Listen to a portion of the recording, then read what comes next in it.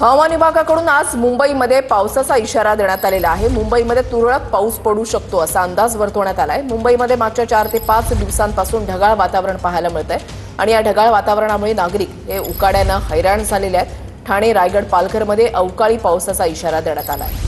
आढावा घेतलेला आहे आमच्या प्रतिनिधींनी, पाहूया।